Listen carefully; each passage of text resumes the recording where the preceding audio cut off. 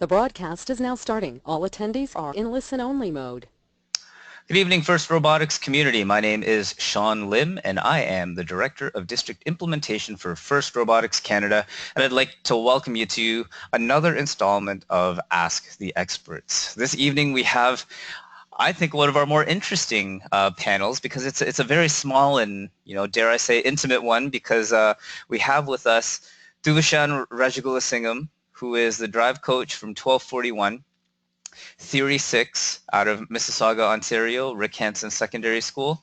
Um, and he was the drive coach for the team during 2013 when they won the World Championship. And he is currently their drive coach as well, so a long-standing drive coach.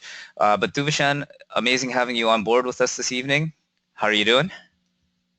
Doing well. Thanks for having me, Sean. And Thuvishan and I are actually going to just be kind of going back and forth with each other regarding our thoughts on drive coaching.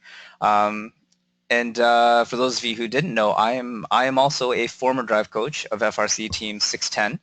And I also had the pleasure of drive coaching alongside Thuvishan during those 2013 World Championships. And actually Thuvishan was the alliance captain there. And so he led the entire alliance, and I was able to, help guide 610 in support of that effort in ultimately winning the World Championship. So a little bit of a smaller group this evening, but no less detailed, no less interesting in terms of the content that we're going to cover. But for this evening's webinar, a lot of our discussion is going to revolve around this very interesting drive coach role. And subsequent to that, you'll hear a lot of information about the drivers, the operators, the human players as a result. But there seems to be a lot of questions in terms of, well, what exactly does the drive coach do? In particular, when you're talking about the drivers or the operators, people who are actually picking up the controllers and controlling the robot during the matches, their roles are a little bit more well understood. But for a drive coach, there's a lot of really neat things that you can do with this particular role to try and get the most out of not just your drivers, but also out of your robots.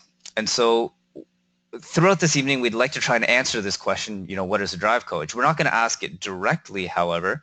What we're going to do is we're going to kind of describe what we've done as drive coaches throughout the different parts of the season. And by doing that, you'll get an idea of, what it means to be a drive coach and what some of the best practices and what some of the more successful things have been for us and our teams. And so without further ado, Thuvishan, I wanted to throw this one out to you because drive coaching, to me, is a job that starts, well, it actually started quite a long time ago. A lot of people start it right when the season begins, but even right now, I tend to feel that there are things that drive coaches can already start doing, working with their teams to try and be successful. But Thuvishan, is there anything that you've got going on right now in your driver coach role? Yeah, absolutely. So for teams who are getting the robots together or have gotten the robots together, it's usually the time where driver tryouts usually start. Some teams do it early in the off season, some teams do it earlier in the season. Ideally, we try to get our drivers locked in and get a bit of chemistry going on early in the season, so by the time competition season hits, everyone trusts one another and everyone knows their defined roles for the upcoming season. And that carries through from tryouts all the way to practice with the robot to competing with the team. Yeah, so let's delve into driver tryouts a little bit because I think both 1241 and 610, we tend to do our driver tryouts in the fall so that we have all of our drivers available for our off-season events, and they're already set as we're building the robot, so those decisions have already been made. But I get the impression that the majority of the teams are looking at doing their driver tryouts now or even shortly from now when their robots are a little bit more together. So selecting your drivers. And so Thuvishan, I want to go back and forth on this one just a little bit, but I know on 610, we look at two different pieces of criteria. The first one actually has nothing to do with the driver skill at all, but it's just the level of dedication. Essentially, before you even apply to try out, we'll just ask, hey, are you willing to put in 20 hours a week of practice time over the last few weeks of build season and even in between the competitions if need be, and anyone who's thinking about becoming a driver has to say yes to that. And if not, kind of don't even bother trying out. And then once you sort of hit that barrier, dedicating the number of hours that are required, then we actually do an actual driving tryout. You pick up the controls to one of our old robots, and it happens in a whole bunch of different stages. Like we'll set up a little zigzag slalom course. You do the slalom to the cones, turn around, slalom back. We take your times, and we'll do our first cut for our driver tryouts, just based purely on time. You get like one shot at it, literally. And then you come back. If you're invited back for part 2, we'll do a simulated scoring drill where we'll kind of simulate the game where you've got to pick up a gear, or at least drive to one area of the field where we simulate you picking up the gear. Then you drive to another area of the field where you simulate scoring the gear, and you got to do that back and forth and dodge some cones. And then we'll take the times on that, how many gears you can hypothetically score in that amount of time. Then we'll do another set of cuts. And then what's really interesting is for our final cut for our driver tryouts, for our last 2 actually, our second to last cut is done through a trial where you do a drill where you don't know what you're supposed to do. You just a driver picks up the controls. You have no idea what you're supposed to do. We kind of go 3, 2, 1, go. And then we start giving you the instructions as you're doing the drill. So it might be, drive between these 2 cones, circle around, this boiler, drive and stop completely within the circle. And then, it's the same set of instructions, but no one knows what they are. And then we basically time you and how quickly you can execute each maneuver. And then we do our second to last set of cuts on that. And then our very last cut is done based on an interview where, we kind of just ask you a whole bunch of hypothetical situations. And I always get a lot of questions about this one. The one really interesting hypothetical situation is, you're on Einstein, which is the World Championships, the absolute finals, last 5 seconds of the match, and your alliance is down by 1 point, literally. And you have, I don't know, some balls in your robot, and you see an opportunity to score. If you score those balls, you'll score 2 points and, win the World Championships. But your drive coach tells you, do not score. Just stay in the middle of the field and spin around in circles for the remainder of the match and just let time expire. And the question is what do you do? Do you go and score, or do you sit there and do you spin around in circles? And I don't want to get into too much detail. Maybe you can pick the brains of some 610 members and mentors about what the correct answer is for that one and the story behind it. But that's an example of some of the questions we would ask during that interview process to sort of evaluate whether, we feel that you're going to be a really strong driver or not. But T, any differences or similarities in terms of your tryout process for 1241? Yeah, I guess I actually really like that. That's an interesting process that you guys have. I like that. We do something very similar. We do a 3-round set of tryouts, but ideally, like, the tryouts begin the moment you walk through the door. We actually explicitly lay out that we're looking for strong leaders and strong communicators, because these individuals are the face of our team, and they're under the spotlight 24/7 when they're at the competition, and how they interact with other individuals and other teams reflects highly on our team. So that's something of big importance to myself. And when we do our tryout, we actually have a practice run, and we give all the drivers in 2 ops 3 rounds once they've outlined where they want to try out, and they get a chance to fool around with the robot, and that would be the end of session 1. Session 2 is when we do our first cut, which is a rough slalom or a figure 8, and we'll do a few trials there as well. It's usually around 3, and it's based on time. And this entire time, we're also looking for leaders, and it's myself and a few other mentors that are running this process, so it's not entirely exclusive. It has the right people in the actual decision-making process to make the right calls for who the driver should be. And on our third cut, it would be the final pairings that we think we'd like. So the strongest leaders and the strongest skilled technically drivers would end up being paired together, and we try a whole set of permutations of those individuals, and then once we find the pairing that we like, which usually takes about 1 tryout, we end up announcing that drive team, and then we put them throughout. Very nice. So it sounds like a lot of similarities in that tryout process between the 2 teams. So if you're looking for things to do to evaluate who's going to be your drivers, I think some pretty good information there.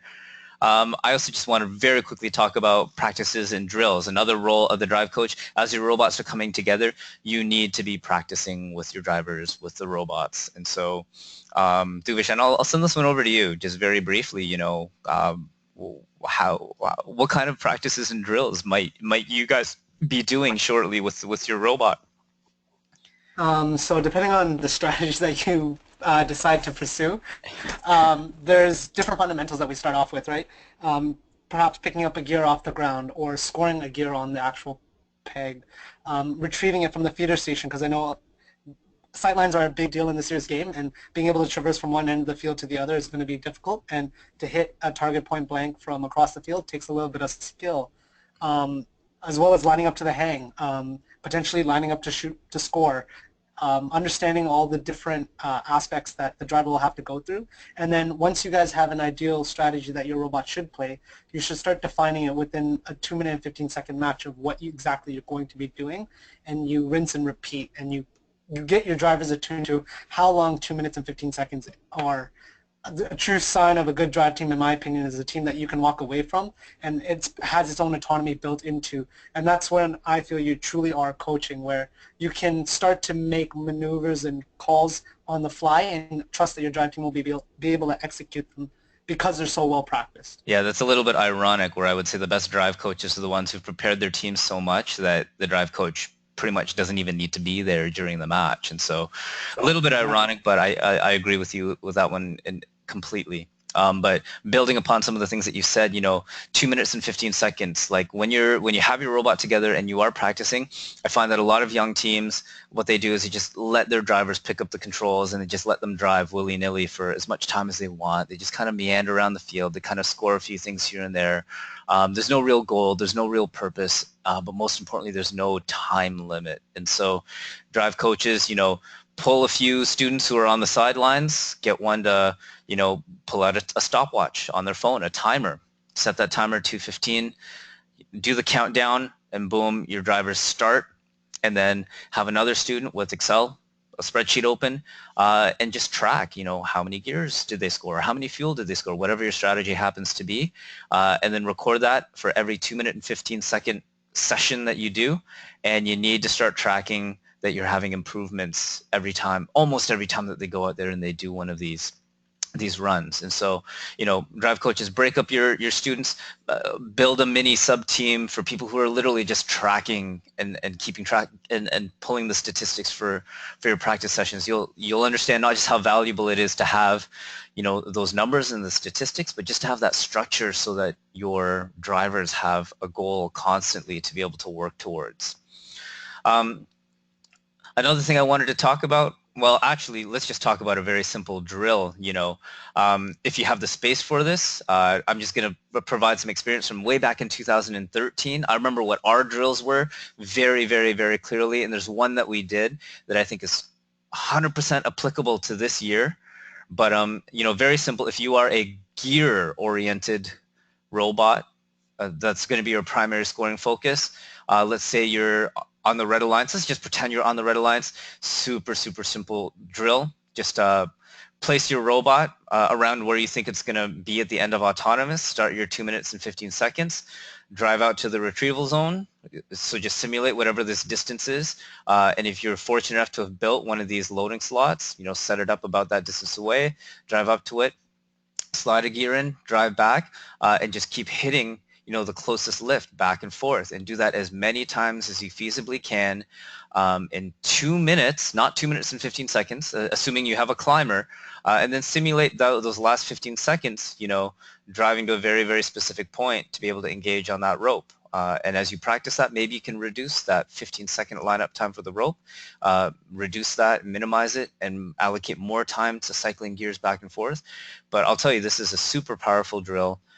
And us practicing a very similar drill in 2013, I can literally say led to us winning the World Championships, because if you watch, Team 610 in particular, their finals matches all throughout the World Championships on Einstein, that drill that they did was literally what they did on the field in their real matches at the World Championships. And because they were just so dialed in with it, that's what allowed them to be successful.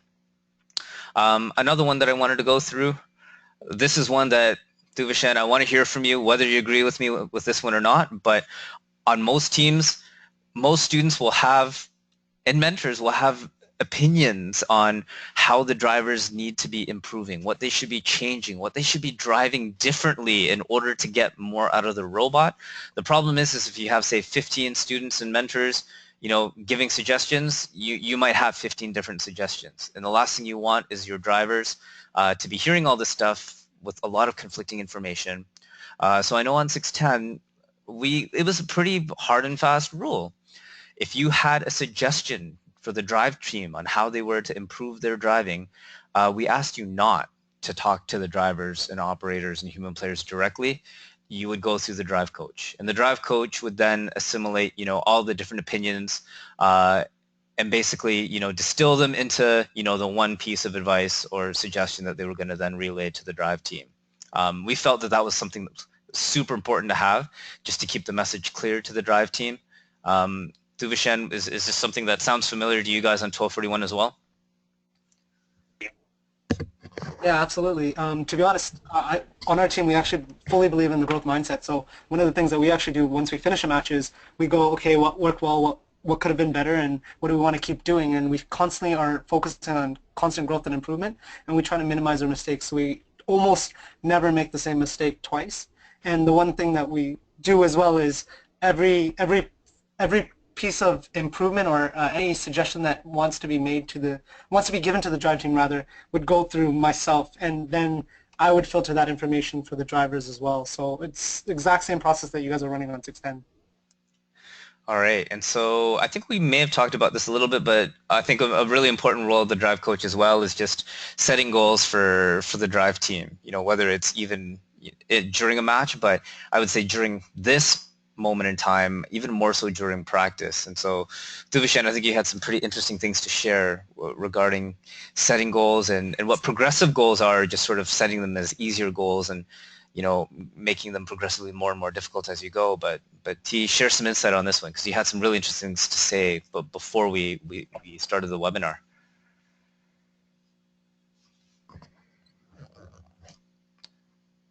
Thuvishan, I'm not sure if I've lost you. Uh-oh. Yeah, absolutely. So we do this in two different ways, kind of like how Sean touched on incrementing your practice and progress. Hello? Yep, I'm still here, Thuvishan. Sean? Yep. Can you hear me, Thuvishan? Okay. Sorry about that. Just kind of like, yes, I can. So kind of like you were talking about earlier with the progressive growth of the goals that you've set, we actually follow a SMART model, so specific, measurable, attainable, results-driven, and time-specific. So we set out specific goals, and on our drive team, we actually break down individual tasks or actions that are robot-specific. So for my driver, he might have 5 different rules, one of them being T-spin, juke, 360, second one being court awareness, fourth one being line up to the shot every time, fifth one being let's say 4 cycles of gears and X number of cycles of balls. So we set these results-driven goals that are specific to their actions, and our human player and our pilot and our tool all have their own specific actions.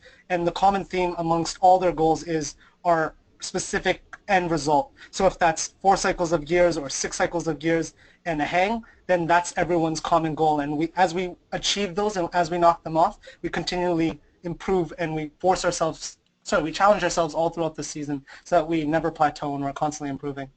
Very nice. That's a little bit different than how 610 does it, because I like the way that you break down sort of a much broader goal, like get 4 cycles or 5 cycles or 6 cycles, but you break it down into a very specific task for your individual drivers or operators for them to focus on as they're trying to work on the broader goal. So that is a little different, because 610, I think we focus more so just on the broader goal. But no, that's a really neat one. I'm glad you shared that one with us. All right, moving on. Another thing that I know that I've done personally with my drive teams, and it might sound a little bit silly to a lot of people who haven't done this before, but a lot of the times we develop driving styles and philosophies, and if you take it to an extreme, you could almost call them mantras.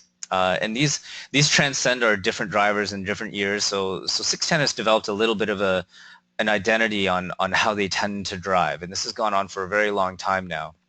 And some of the mantras that we have amongst our drive team are phrases like "slow is fast," and this sounds very, very bizarre, but if you watch a lot of FRC robots very carefully, you'll notice that a lot of the times a younger or less experienced FRC driver will just drive the robot way too fast. And what they'll do is when they are trying to hit a certain point on the field, they'll overshoot it, or if they're trying to turn, exactly 45 degrees, they'll spin, 180 and then have to recorrect maybe once, twice, or 3 times.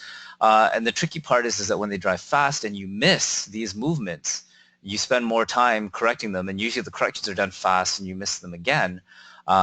And so missing your movements but trying to do it quickly often ends up being a lot slower than if you had just driven slowly and hit your movements perfectly, hit your exact spots, hit your exact number of degrees when you were turning.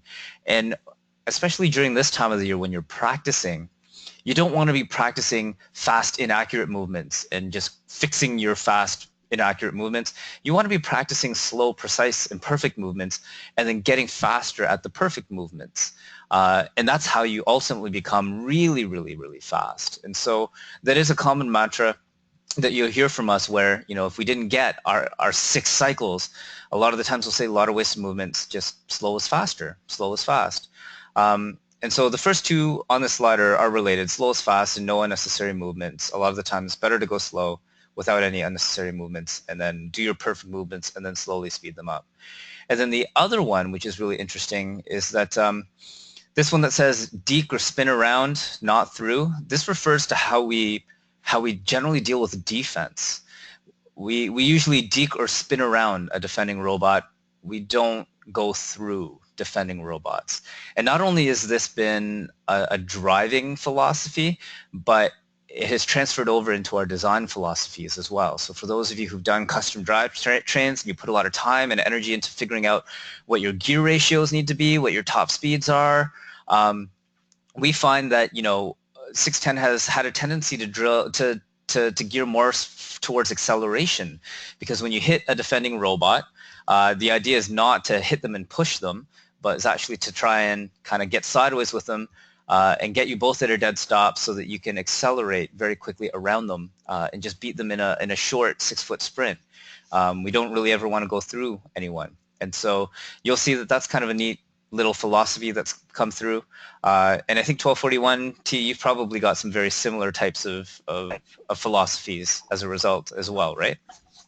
Absolutely. We've stolen from the best, and a lot of it has been inspired by 610 and a bunch of the other top teams. And these cover everything. For us, it's more so how we define it. So slow is fast is definitely one for us. No unnecessary movements. We define it a little bit differently, but exact same concept.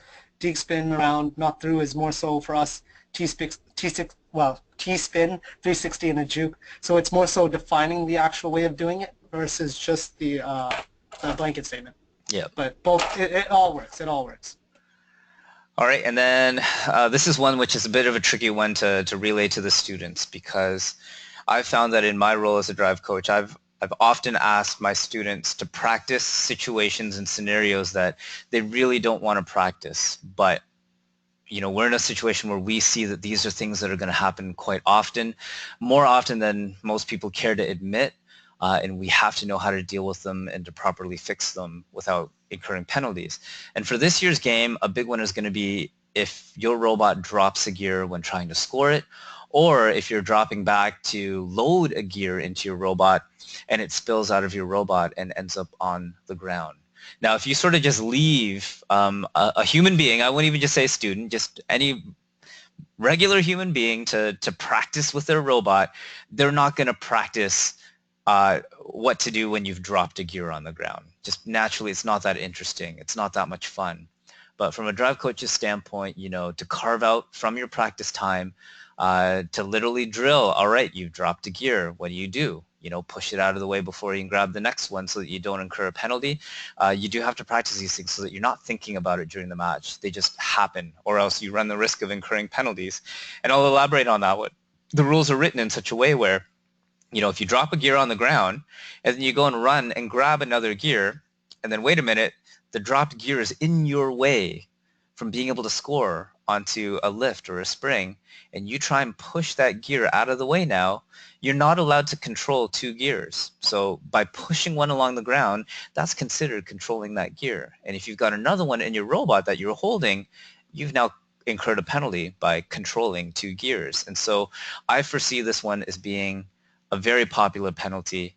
And if teams have not practiced and dealt with, how to handle that situation, it's going to come back to bite you. And that's one of the worst ways, hardest ways to lose a match. Whether you are the team that caused the penalty or even if you just partnered up with one, to lose one because of an avoidable penalty is one of the hardest ways to deal with losing a match. And we'll talk about that when you lose a match because of things that didn't quite happen the way you wanted to and what the drive coach's role is with that. That'll be an interesting one. Practicing defense. This is a tough one too, especially if you're an offensive-minded robot. You don't really want to be practicing defense. You don't have the tendency to, but I don't care who you are. I honestly believe every team, even the most offensively gifted ones, have to learn how to practice a little bit of defense. And the reason is that your robot is going to fail on you. There are going to be some mechanical or programming or some sort of issue that will take your primary and secondary or both scoring mechanisms out of commission, and you don't want to just sit there in the middle of the field not knowing what to do. You need to still continue to help your alliance partners, and generally the easiest way is to play a little bit of defense. And so Thuvishan, I want to get some more interesting questions on you, so I'm just going to whiz through a few of these points super quickly. But as the drive coach, you're expected to know the rules just because things are going to happen on the field where you're going to need to read and react and instruct your drivers on just how to handle those. But this one, Thuvishan, I wanted to pick your brain about a little bit because you might disagree with me, I've felt that as a drive coach, there's a little bit of a need to play the sports psychologist role. And it more so has to do with the fact that, my expression is that 51% of your driver's performance and your human players, your drive team's performance on the field, 51% of it is mental. And that you need to get them mentally prepared and ready for every single 2-minute, 15-second match. And it's only 2 minutes and 15 seconds. If you miss that opportunity and they're not mentally perfect for that chunk of time, you're going to lose a lot of matches. But Thuvishan, something you agree with, disagree with? Is this something that you guys put energy and focus on 1241? Absolutely. I couldn't have said it better. To be honest, we have small rituals that we do perform, and obviously, Sean, you know most of them.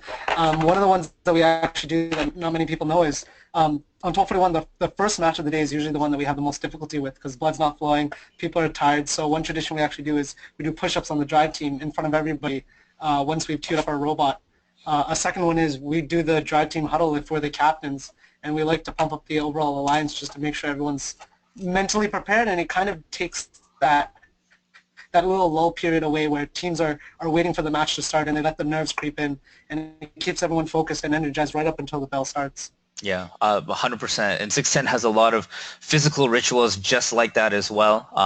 We're creatures of habit, just being humans. And the interesting thing is that being creatures of habit and getting yourself mentally and physically prepared, what the push-ups do and everything, what I think it really does is it reduces your level of anxiety when you're down on the field, because I think that's sort of your driver's worst enemy.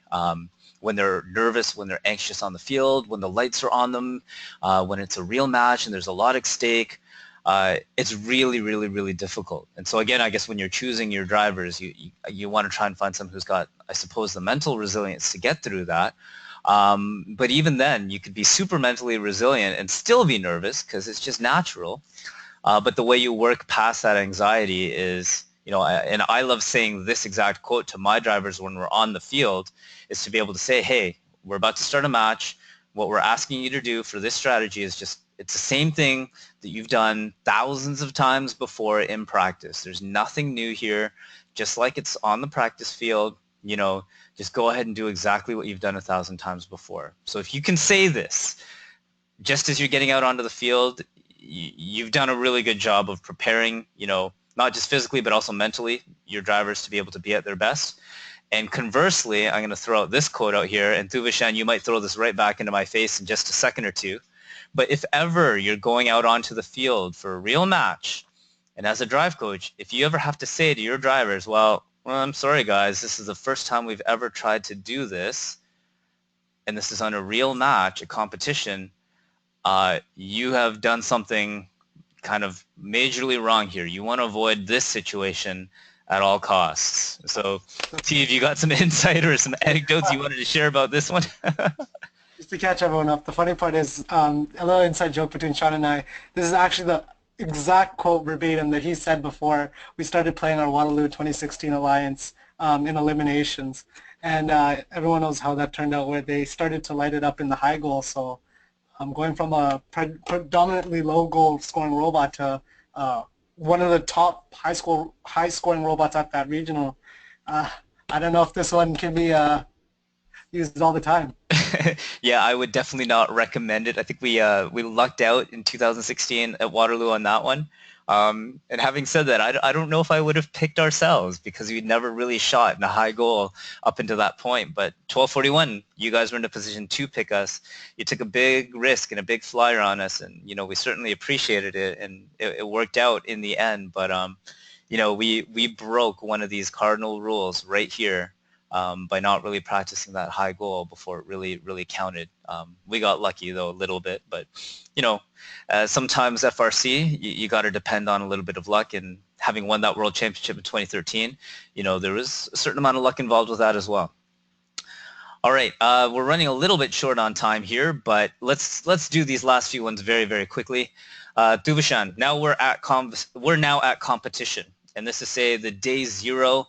Not competition day, but the day that we unbag, inspect our robots, and if we're lucky, if the field's set up, we're going to run some practice matches. What, as a drive coach, are you maybe looking to accomplish on this particular day with your drive crew? So usually I try to get them mentally prepared of where they're going to be competing. I get them to understand where you load in, load out for the robots, where you leave your cards. Just mentally get them ready and have them understand the competition. Do a little walk around. Introduce yourselves to the FTAs, the head referees, the volunteers that are at the event, because it's mainly for them to grow and network and for their leaderships to develop. We put them in that place where they are the representatives of our team. So for them to go through and basically get mentally prepared of where they're about to go and compete at, it helps prevent a lot of anguish on competition day. They're already prepared. They know the area. They're familiar with the field. They have already set up and seen the field. They've been inspected, and it just you try to plan and minimize the amount of unexpected variables that they're going to see on the actual competition day. Yeah, I love just getting them out onto the field and just standing in the driver stations and looking through the glass onto the field, especially if you have drivers who've never driven before, just physically to be on the field and to get comfortable standing there under the lights. I find that does wonders for just getting them to relax and just getting used to what it's like to be out on that field. Very nice though, Thuvishan. Okay, competition starts. You're actually now starting to run matches. Ready, set, go, day 1. You're up for your first match. I'm going to run through these very quickly, but from a drive coach standpoint and drivers and operators, these are kind of maybe the 7 major tasks that you're going to cycle through as you're going through your match. And so for match planning, what 610 will do is we'll set a time. It's around 20 minutes before your match. We'll just say, hey, set your alarms on your smartphones, on your watches. When it goes off, boom, you go straight to your pit. We all meet at the pit, and then we start doing match planning. And that's when we have a student on our team who basically has already talked to all the other teams and figured out the match strategy. That student sits down with us and just dictates to us, this is what we're going to be doing for the match. And the drive coach and the drivers listen intently. We digest it. We ask any questions for clarification. And then at the end of that match planning strategy, what we do is we regurgitate exactly what our strategy person said, just so that we can demonstrate that we know the strategy inside and out, that we've essentially memorized it. After we've done that, that's about the time where we actually have to take our robot and go and queue up, get in line for our match. Once we're queued and in line for the match, a lot of the times this is the first time we get to actually see our 2 alliance partners and interact with them. And a lot of the times we'll pull all the drive teams together and we'll just go through the strategy one more time. Generally it's led by the drive coach, and you just go through all the aspects of it, make sure everyone's on the same page, and you clarify things in case there's any misunderstandings, because that's the last chance. And then setting up the robot on the field. This one's really interesting. A lot of teams take this for granted, but when you're out and they say, all right, get out onto the field, you really only have, about a minute and a half, 2 minutes to get it all set up, everything going. And so it's got to be a pretty well coordinated ballet of people and roles and responsibilities. So what I usually say is, well, you take two people, and they pick up the robot off your cart, they carry it out to where it needs to go on the field, and they align it, and then they power it on. One person will take your robot cart and pull it over to where the robot cart storage area is. There's a designated area. And then you'll have one person who's got your driver station, which is your controllers and the computer that it's hooked up to. They'll go up to the driver station. They'll plug everything in. And so those are kind of the major roles that are needed. And then, in some cases, if you have an extra person on your drive team, usually there's one person who will organize the game pieces. So if you have fuel, if you have gears in our case, some people want the gears organized and stacked in a particular way just to make sure they can feed them as fast as possible. We saw that a lot in 2013 where the Frisbees, I know our human player was very, very particular about, I need, 8 stacks, 4 tall, arranged in this exact orientation on the field. That's a little time consuming. If you feel the need to do that, you need to have a person dedicated to doing that. But that's setting up the robot on the field. Actual match play is probably the most straightforward part. Your drivers are going to drive coach is going to coach, human player is going to human play. But then at the end of the match, again, retrieving your robot off the field, it's kind of the whole setup ballet in reverse, getting two people to pick up the robot, another person get the cart to wheel it underneath the robot so that you can just drop the cart or the robot onto it, claiming your controls. But retrieving your robot, there is one person which has a slightly different role, and it's got to be a student. But if there was a penalty or a call that you were not clear about why you were called on the penalty, or you just had a question for the refs, there needs to be one person on your drive team, one of the students, who's kind of your designated person, where if you have a question for the refs, you're going to send them to the scorer's table while everyone else is cleaning up and getting the robot there to be able to ask the question. And it has to be a student because the rules, unless they've changed, explicitly say that the refs will only talk to a student about that. So that's robot retrieval. So once you've retrieved your robot and you're going back to your pits, generally what we do is the drive team relays any problems or issues that they had with the robot. And what's really common is, in the middle of the match, your driver will say, my robot's not responding, or, your operator might say, oh, it's just not shooting.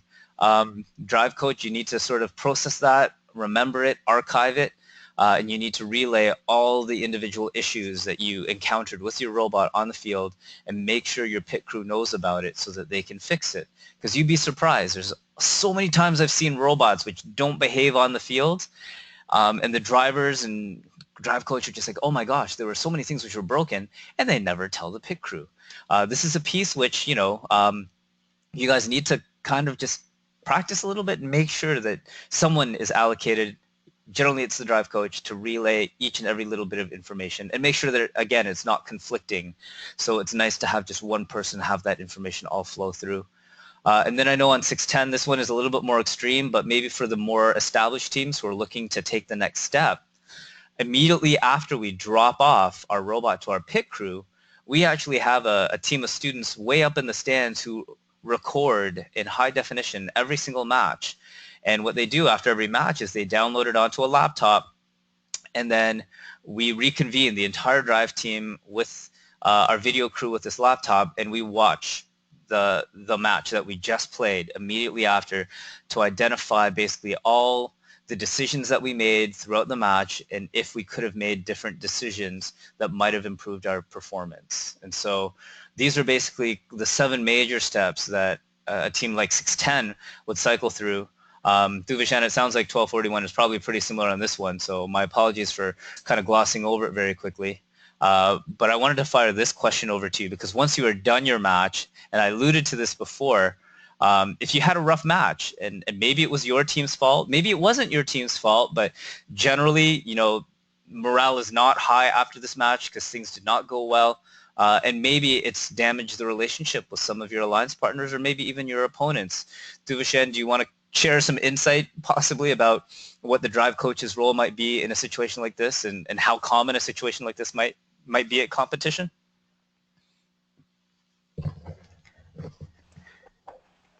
Hey, Sean, can you hear me? Yeah, I can hear you.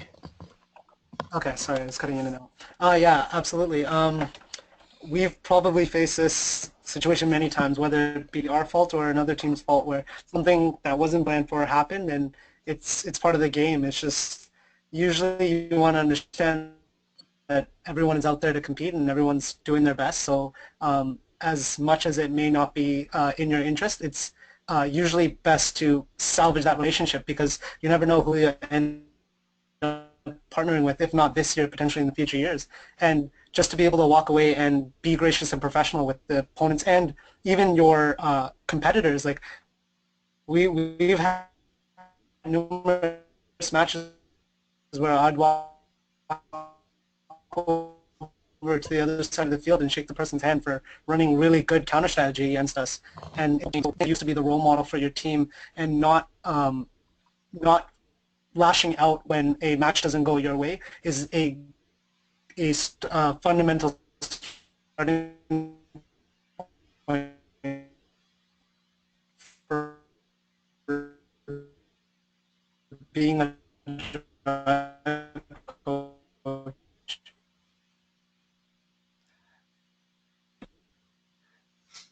Sorry, Thuvishan, you're breaking up just a little bit there. I'm not sure if it's your internet connection or mine, but I think you were able to express sort of the points that needed to have been made about that. But I'll chime in there super quickly, where some of the best drive coaches that I've had a chance to work both with and against were very, very good at kind of mediating disputes. It is a competition. I don't mean to sound defeatist about it, but when you play enough matches in FRC, because they're robots which are finicky and they don't behave always the way you want them to, there's a very good chance that you will run into a situation where, as you walk away from the field, there might be some friction either with your own alliance partners or with the opponents. And I think it's a really, really good trait if, as a drive coach, you are able and willing to be able to address that and pretty head on, whether it's just talking through exactly what happened in the match in a very constructive, subjective way, or rather objective way. But it is something that I would consider mandatory as part of that drive coach role, is to be able to handle situations just like that. And so last but not least, I just wanted to touch on elimination rounds. As a drive coach, when you get into the elimination rounds, one thing about your role that changes is that you are now not just drive coaching your team, but generally speaking, if you are the drive coach of the alliance captain, you'll be looked to sort of coach and drive coach the other teams that are part of your alliance as well. Now, there's some exceptions to that. I've seen some alliances which are constructed where a team was picked specifically for their strategic expertise, and I've been in situations like this actually, where literally the alliance captain will sort of say, no, you know what? I picked you guys because I actually would like you guys to lead the alliance. But generally speaking, there is a drive coach who is going to lead the entire alliance, which means during the competition, during the matches, you may find one drive coach who is leading the alliance, coaching the other teams. And that should be something that should be expected on both fronts to happen, whether you're the alliance captain giving those directions or whether you've been selected and you're receiving them. But it is something to sort of be aware of, and it should be known as part of the job as a drive coach. And so some advice for any new coaches out there who are thinking about delving into this role. Thuvishan, I'm not sure if I've lost you for the entire evening because you were breaking up there at the end. If you're still there, please jump in and just kind of let me know that you're still there. But I'm going to handle this one very quickly.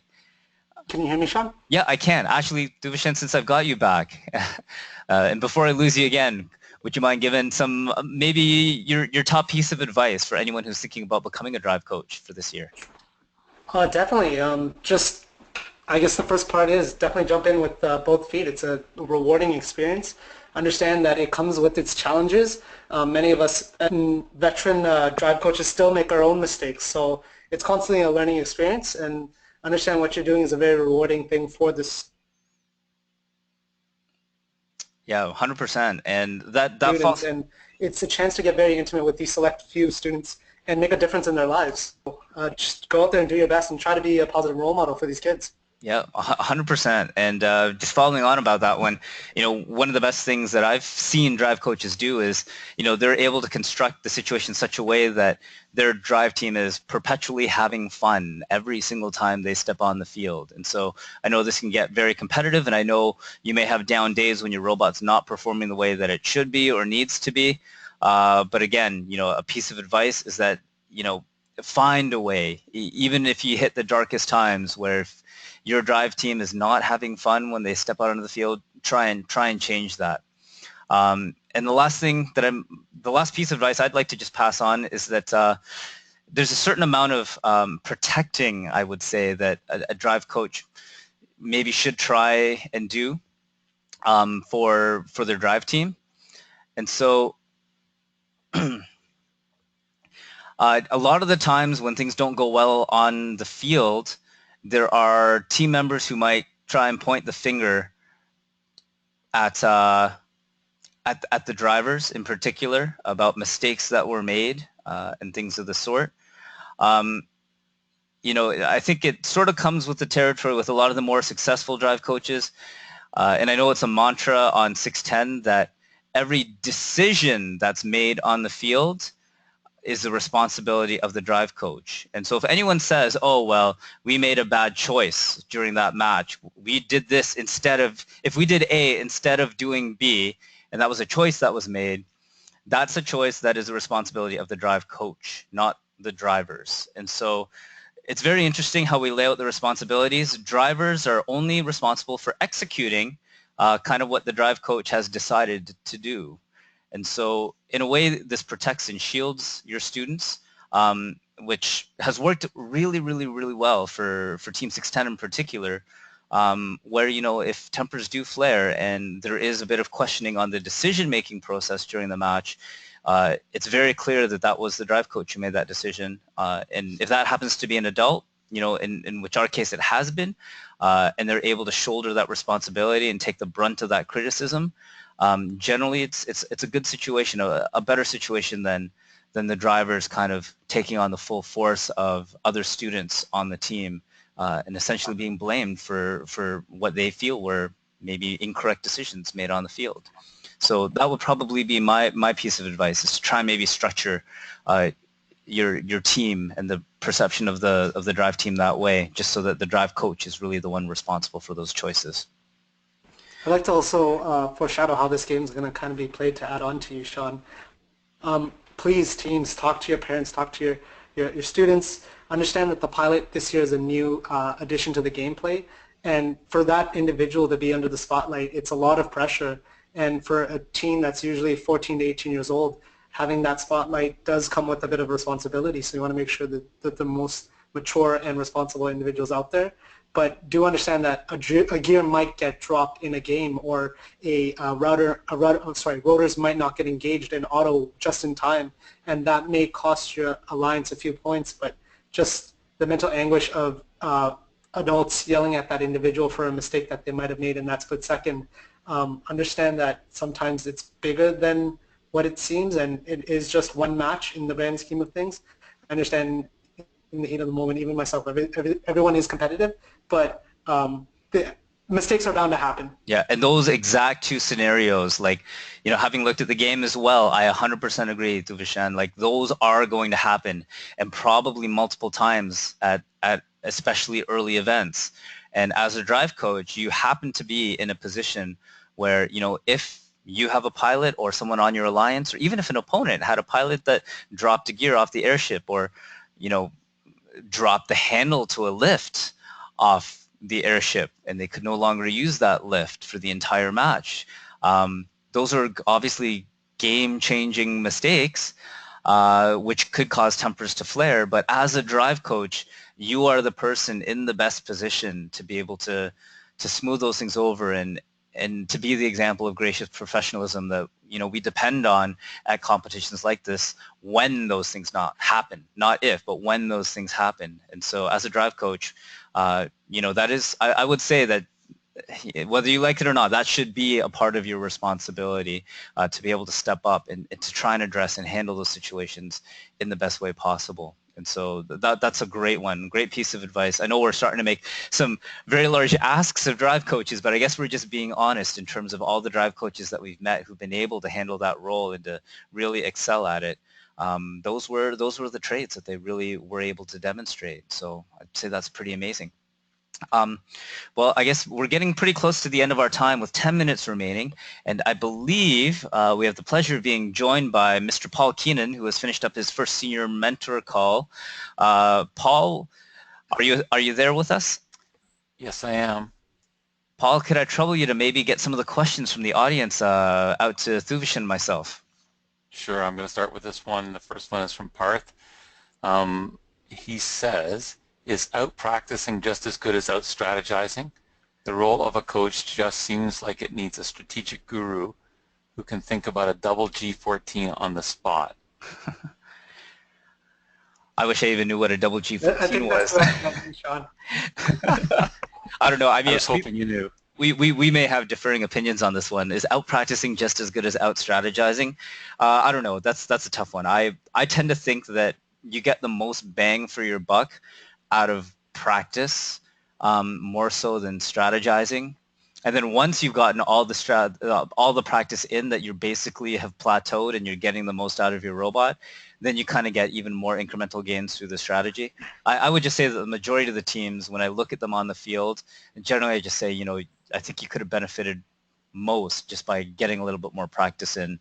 And unless you can pilot your robot as well as you want to be able to pilot it, you may not even be able to take advantage of the really, really higher level strategy or strategies that you've developed. And I'm even thinking about last year where, even playing defense in the neutral zone versus playing it at the tower, like if you didn't know how to pilot and were well practiced with your robot in the first place, I don't think you could even fully leverage, a really good strategic play if you didn't get the practice out of the way first. So I would lean more towards practice on that one for the vast majority of teams. So our second one comes from one of the three Mr. Toms in First Robotics. He wonders, is it fair to push gears into the way of other robots to cause them to receive a penalty, or would this strategy be frowned upon? I don't know if I can even comment on this one because I don't think I've read anything in the Q&A specifically addressing that, because I'd have to say that would be a pretty interesting strategy if you didn't carry, if you just pushed gears around one at a time. Yeah. I've gone through head ref training, so if the team is strategically attempting to force a foul, then that's definitely not allowed. But if they're moving gears and it happens to get in the way of the other team and it's not strategic by any means, then you're free to do that. So that becomes a bit of a judgment call on the head ref, or on the refs. But I would say the refs, particularly in Ontario, if you were clearly doing that, our refs here are pretty good. I don't think you could pull a fast one on them and try and sneak that under the radar. If you were moving gears around, like specifically under your opponent's lifts, for instance, I'm pretty sure they would catch that, and that would be, you'd be called for it based on what Thuvishan just said. So the next two questions are somewhat related and they've already been touched on a little bit. What is your opinion on student drive coaches or mentor ones, and is a drive coach always an adult, or are some senior students? Yeah, this is a classic question, and there's been literally tomes online written on this question. I'll give you sort of my philosophy on this one for as long as I was a mentor on 610, and many people would be surprised to hear this, but if we felt that there was a student who was capable of doing the drive coach job, we would have no problems with having a student do it. Based on this presentation or this webinar, we've laid out some very challenging aspects of this particular role. And for most of the years, we have not had a student who we felt was adequately prepared and who developed the skills to be able to take on that role. But we did have an exception. In 2014, we had a young man, grade 12 student, by the name of Jake Fisher, who had earned the ability, or the opportunity, I should say, to be the drive coach of Team 610. But he had successfully drive coached a whole series of VEX teams where he competed in a number of events. And that sort of earned him the right to try and be a drive coach at an off-season event. And so we gave him that opportunity, and he was very successful at that. And then again, you know, sort of just by taking step by step by step, he was offered the opportunity to be the drive coach for the full FRC team for the competition season during that 2014 year. And if you actually go to YouTube and you search up Team 610's Behind the Glass, they did a really neat, it's not really a parody, but they were inspired by the Behind the Glass series, where they did a Behind the Glass for what it's like to be an FRC robot drive coach, you know, that whole crew behind the glass. He is the drive coach in that video, and you can hear him delivering instructions as the match is going on, before, during, after. And, you know, in my actually pretty biased opinion, I think he did a phenomenal job, absolutely phenomenal job.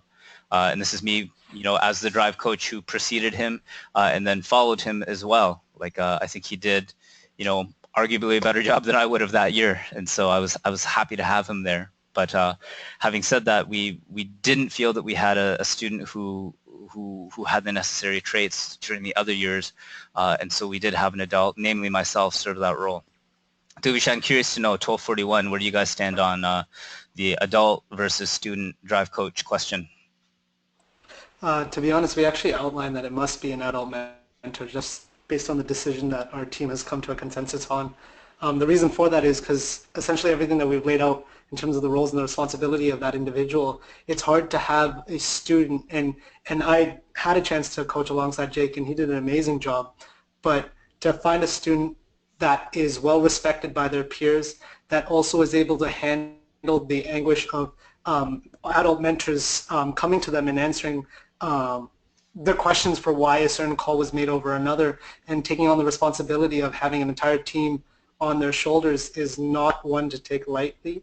And usually we find that with other adult mentors on other teams when they're coaching, sometimes they seem to gloss over the fact that a student is coaching a team and they're not taken as seriously, unfortunately. We try not to do that on our team, but it does happen within FIRST. So we have another question from Quinn. Quinn wants to know, what tips do you have to coach a drive team of older students? That's a really interesting one. So if your drive coach is younger than the rest of your students on that drive team, that's a very, very challenging situation. Because even in Jake's case, he's a grade 12 student, and everyone was either younger than him or the same age. So it's hard to kind of relate to that. Maybe the only experience I can share is when I first started drive coaching, I still looked like a high school student, and it looked like the rest of my drivers were older than me. But for that one, a lot of it comes just from the mandate, where you have to have really, really strong mentors who are going to go to the drive team and literally say, you know, this student is the drive coach. He or she has the authority to make the decisions on and off the field when it comes to all of these aspects, and that the expectation is that you will follow them. And beyond that, it's hard to institute a lot more than that, other than, you know, also selecting someone who happens to have already earned the respect of those students, you know, whether it's because they demonstrate a higher level of maturity, or they happen to just have a personality which is more attuned to that. But Thuvishan, I don't know. I would love to hear your opinion on this one, because have you guys ever? I mean, you only have adult drive coaches, but have you seen situations like that where you had like really young? I'd love to add on. You pretty much outlined it perfectly. It's to try to help you out if that's your situation that you're in. The best piece of advice I'd give to you is build up the chemistry and the trust, like Mr. Lim said. You want to ensure that your drivers trust the call of the coach, so that they will listen to you in stressful situations. You never want a driver questioning the coach's call, usually because the coach has the full bird's eye view of what's going on during the match. And just doing trust exercises, go out, have fun days where your drive team goes out and they bond together, so you build that trust might be a good way to do it. That's how we do it on 1241. And once you have that chemistry amongst your drive team, hopefully it works in your favor, but that's a tough one. They really have to respect that individual, and that individual has to take that job seriously so that they can command the alliance when they are coaching with other coaches. Yeah, and the tough part is it's not just the drive team, it's the rest of the team too, because again, if there's a decision made on the field, if that robot, goes for one goal, it goes to score a gear instead of going for the climb, which is like a classic, quote unquote mistake, but sometimes there's a good reason for it, is the rest of the team going to look at that drive coach and jump on them and just because they care about that robot and they care about the team so much and they want them to do well, there'll be a tendency to just beat up on that young drive coach and say, well, you made a mistake, fix it. It's a really difficult situation to be put in. Whereas I know as an adult drive coach, I've been in that situation. Truth be told, it was really, I've been in that exact situation and it was not that much skin off my back. I just would kind of turn around and say, you know what? I blew that call. I made a mistake. There was not enough time left on the clock. Having done the math, I should have instructed these guys to go for the climb. I got greedy and decided to try and squeeze in one more gear. It didn't work out. I admit, big mistake on my part. And then coming from me, an adult drive coach, is very different than coming from, a grade 9 or 10 student who's trying to say the same thing, and maybe they just don't feel that they're in a position where they could say that and mean it, and it's really going to eat at them because they think about all the sponsorship dollars that went into that robot, all the mentor time that went into it, and all of a sudden they ruined an entire tournament for one bad call on the field. So it's tough. And it's not just the drive team. I think it's it's the entire rest of the team where you do end up shouldering a lot of that burden. And again, that's a very real scenario, which I'm sure is going to happen to a lot of teams at a lot of different competitions this year. A simple call: do I go and score one more gear, or do I just go for the hang, or the climb rather?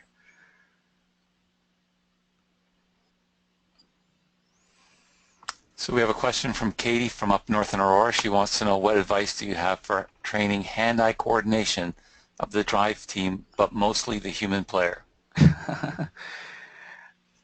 Thuvishan, you want to take the first cut at that one? Yeah, I guess, to be honest, it's that whole repetition piece. We don't really do any specific training for hand-eye coordination. Again, like our drive team is solely based. So explicitly, the HP and the pilot are picked off based on leadership experience. So hand-eye coordination is one of the last things we look at. It's always something that you can teach, and we believe that it comes through repetition. We can have any student excel on doing any specific task if they've done it 1,000 times, like Mr. Lim has said.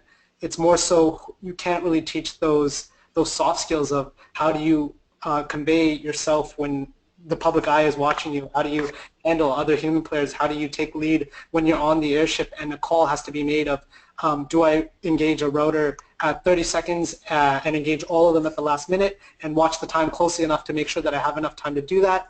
Or do I drop a gear because I don't have the confidence to engage that rotor? Pull the airlift up and grab that gear in time. Yeah. So we don't necessarily do any specific training, but to answer your question, it's just practice the actual actions that they will be performing on field numerous times till it becomes muscle memory. Yeah, and I think I know where you're going with this, Katie, because I hear a lot of students say this, I'll start playing a lot of video games because that'll help my hand-eye coordination for what goes on during an FRC match. And personally, I didn't see a whole lot of correlation between that, especially if you're talking about the human player. Building on what Thuvishan said, for the human players specifically, there's no replacement for simulating the exact movements and motions that they'll be doing during a match. So I'll give just some very specific examples. I know there's going to be a lot of teams who are going to drive up to the slot and their human player is going to put a gear into the slot and slide it down so that it drops neatly into their robot. This is analogous to something that we practiced in 2013 with the Frisbees ad nauseum, loading Frisbees into the robot, loading gears into your robot, exact same scenario. So here's how we practiced it. The robot would drive, and it would drive right up to the slot. And so our drivers would have to practice driving, to line up with that slot. Sounds very simple, but it's actually way more difficult than it sounds. It's 54 feet away. Your robot is only yay wide. The slot is only yay wide. And so the driver aspect has to line it up first. Now, the human player, this is where things get really interesting. Our human player that year, 2013, was also Jake Fisher, who went on to be our drive coach. Extremely well hand-eye coordination, was on our ultimate team, but what was even more important was that he refused to load a frisbee into the slot until the robot was perfectly lined up. And this is hugely important. Like it's a matter of not just hand-eye coordination, but just discipline, because he knew that if he loaded a frisbee in and if it spilled out of the robot, it could block the frisbee loading slot on the robot, and we would never be able to load another frisbee into it.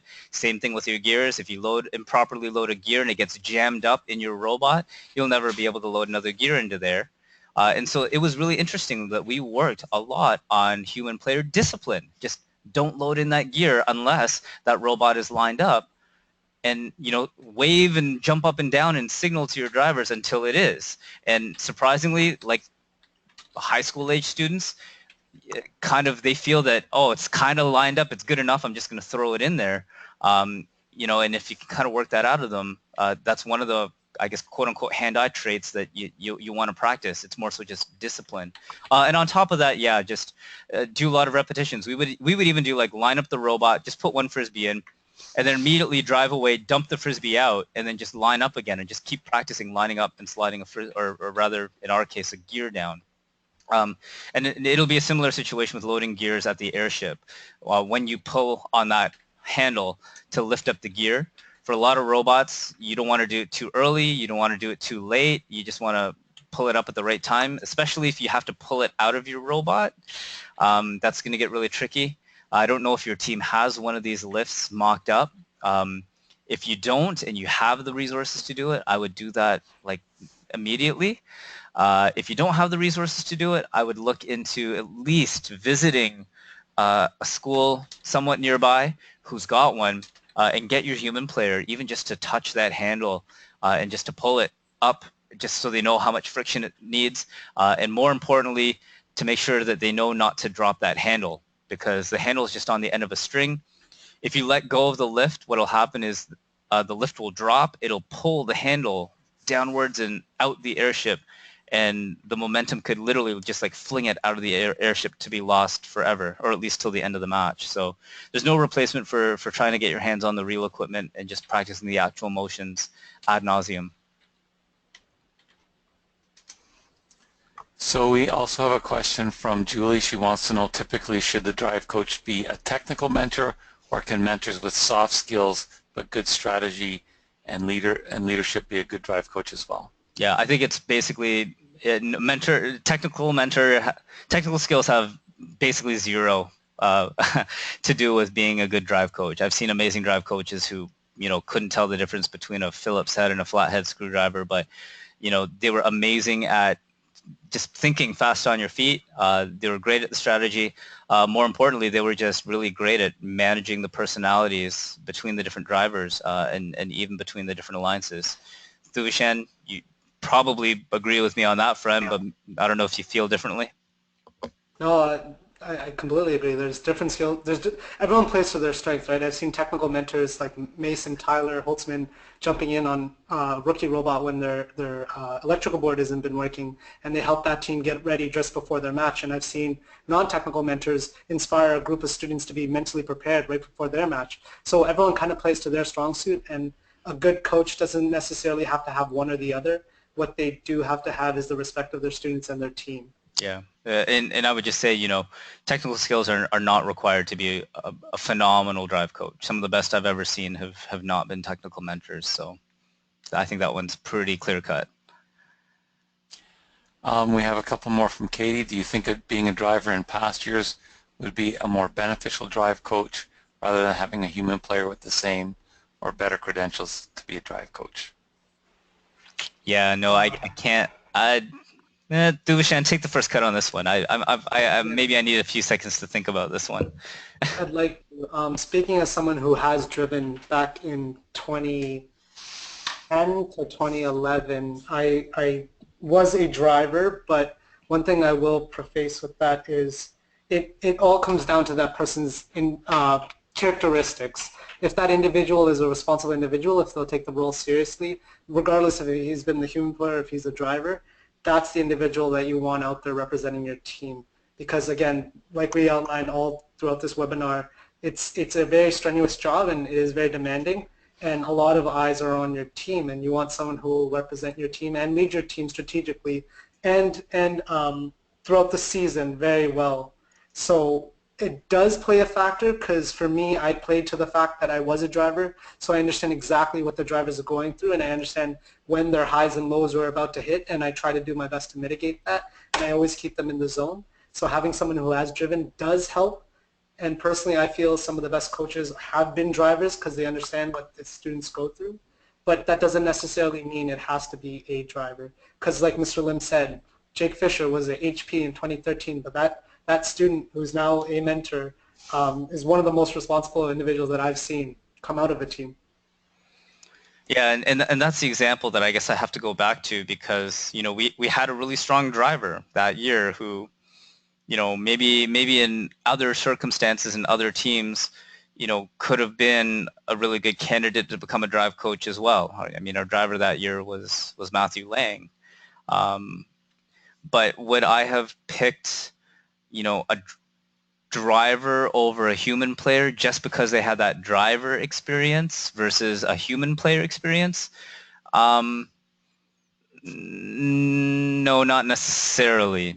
Maybe just like a sliver of an advantage, but not something that I would consider, more than probably their personality and their responsibility. Again, like slight advantage, but hardly significant. I would say if you've served on a drive team, period, if you know what it's like to be behind the glass, to be under that pressure, to be under the lights, and you've had the buzzer countdown 3, 2, 1, and you're down by a point. You've got to make a shot, whether it's a human player shot, throwing a frisbee, or a robot shot. I think that's a huge benefit. I think you take someone who's been just a part of a drive team, whether it's driver, operator, or human player, you take that into consideration much more strongly than someone who has not had that opportunity at all. But within the roles between driver and human player, maybe a very slight edge to the driver, but not a big one, not in my opinion. And our last question goes to Katie as well. Do you think the drive team should make a contract together with the team and sign it so there is always respect on the drive team?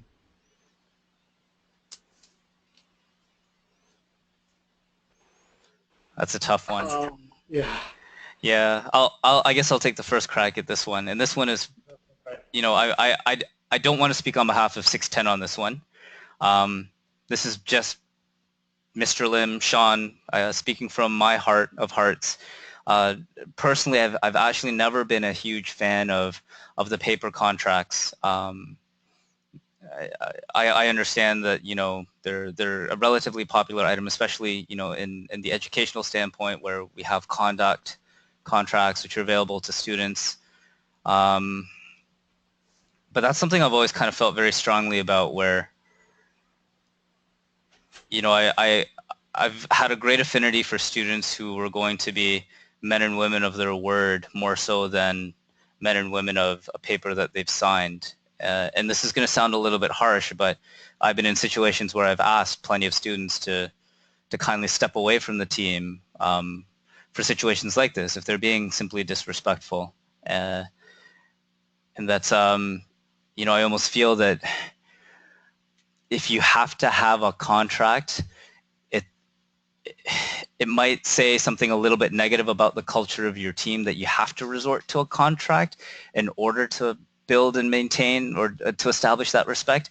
I hope that doesn't sound too negative or derogatory, but that's something that I guess I do feel, and I've always been a little bit uncomfortable with, where I would much rather for team leaders to stand up at the beginning of the year and to say outright to the team, these guys who are going to be chosen as our drive team, they've earned the right to be there, and that essentially they deserve your respect. They're working their tails off. They've committed to 20 hours a week of practice. They've poured blood, sweat, and tears into this, and so, unless you're willing to work harder than them and to have built up the experience, they deserve your respect. And if that's not enough, I sort of feel that, a contract is not really addressing the root cause. Thuvishan, did you have any opinions on that one? Do you guys actually have a contract or something that you have students sign with respect to something similar? No, we don't. I don't have much to add to that. You said it all perfectly. I guess the one point I was going to make, it goes back to the culture and the message that you want to send to your team, not just for this year, but for preceding years. If that becomes an expectation that only if they sign a contract will they behave a certain way, it might give off the wrong message. Usually we try to instill those ideals at an early age and through mutual respect. And we deal with any behavioral issues, like Mr. Lim said, one-on-one and case-by-case basis. So it goes back to your situation. We can't I guess assume what those may be, but I guess from our opinions, we wouldn't do it. Yeah. And I guess I have to balance that off because, it's not like we just sit there and let kids get away with being disrespectful. I guess for those of you who've known me and had a chance to work beside me, there are times where I've built a bit of a reputation for being pretty harsh to some of these students, where when I say I've asked them to leave, to step away from the team, some may be surprised to hear that I've been in situations like that more often than maybe many would think. And so for a situation like that, that's probably how I deal with it, by sending a pretty clear message that if you're not going to respect the drive team, then maybe you do need to reevaluate whether you should even be on this team. And that's it for tonight. That's all our questions. Great. Well, thank you very much, Paul. I really appreciate it. And Thuvishan, second appearance on our webinars. This one ran a little bit longer. We had some really, really, really excellent questions over maybe a role that has often been shrouded in a little bit of mystery. But I think we were able to deliver a lot of really excellent and meaningful information, both not just for drive coaches, but for drivers and human players and operators as well, for everyone who's part of that team, and even for the rest of the team on how maybe they're best suited to support that drive team as they're going about their business during competition.